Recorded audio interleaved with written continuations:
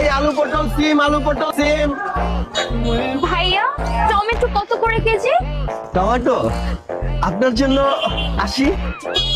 আর গাজর? গাজর শুধু একমাত্র আপনার জন্য আপু, বুঝছেন? 30 টাকা রাখবেন। আমাকে 1 কেজি গাজর দিবেন। আচ্ছা ঠিক আছে। ভাইয়া আমার 1 কেজি সিম দেন তো। আচ্ছা ভাই দিতেছি। ভাইয়া কি ভালো? আমার 1 কেজি আলু দেন। 1 কেজি আলু না? হবে, হ্যাঁ। দিতেছি। ভাই আমার একটু বেগুন দেন না। 1 কেজি বেগুন। আচ্ছা ভাই। ভাই 1 কেজি মূলা দিয়ে।